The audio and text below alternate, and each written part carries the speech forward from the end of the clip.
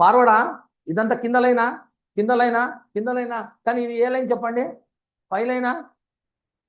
Fail. Line మారిందంటే fail. Track మారకూడదు అంటే ఇది.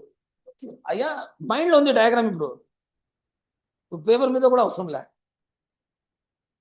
అలా ఫస్ట్ మనం టిక్కులు కొట్టాము, మళ్ళీ చెప్పండి డయాగ్రామ్ చూసాం. ఇప్పుడు ఫిక్స్ అయిపోయింది అనుకోండి, బాగా ప్రాక్టీస్ అయితే కదా మైండ్లోనే అంత.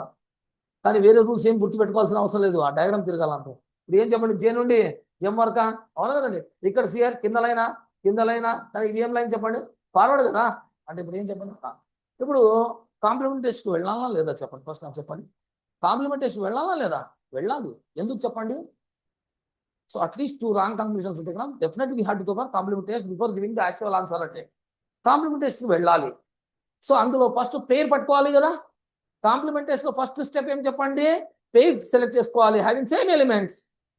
సో ఇక్కడ యూబి జేఎం డిఫరెంట్ ఎలిమెంట్స్ ఉన్నాయి. ఇక్కడ ఏవైతే ఉంటాయో అక్కడ కూడా అవే ఉండాలా. ఆర్డర్ సేమ్ ఉండొచ్చు, ఉండకపోవచ్చు, అది వేరే విషయం. అవునా కదా. అంటే ఇప్పుడు ఏం చెప్పండి, కాంప్లిమెంట్ టెస్ట్ లో ఫస్ట్ వన్ ఫెయిల్ అయిపోయినాయి, పేరే రాలేదు. అంటే ఇప్పుడు కాంప్లిమెంట్ టెస్ట్ అదే పేరు వచ్చింటే ఆ తర్వాత చూసుకోవాలా. Less than or equal to result వచ్చింటే ఒక దాంట్లో లెస్, ఇంకో దాంట్లో ఈక్వల్ టు, లేదా గ్రేటర్ దాన్ ఆర్ ఈక్వల్ వస్తే కన్నా ఒక దాంట్లో గ్రేటర్, ఇంకో దాంట్లో ఈక్వల్ టు. అసలు ఈ రెండు కాకుండా రిజల్టే రాకుండా ఉంటే కన్నా అప్పుడు ఏం చెప్పండి? 3 less than, greater than, equal to చెప్పలేదా? 3 సైన్ టెస్ట్ అది. సో ఇప్పుడు ఏం చెప్పండి, complement test pass of fail. ఇక్కడ కాంప్లిమెంట్ టెస్ట్ ఫెయిల్. ఫెయిల్ అంటే కన్నా ఇది కాదు, ఇది కాదు సార్. ఇప్పుడు చెప్పచ్చా? ఇది కూడా ట్రూ కాదు, అది కూడా ట్రూ కాదు. అంటే ఇప్పుడు ఏం చెప్పండి, బోత్ ఆర్ ఫాల్సే కదా.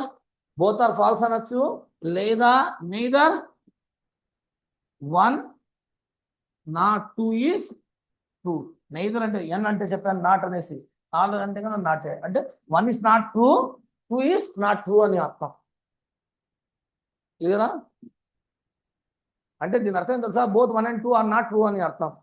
Both 1 and 2 are not true. That means both 1 and 2 are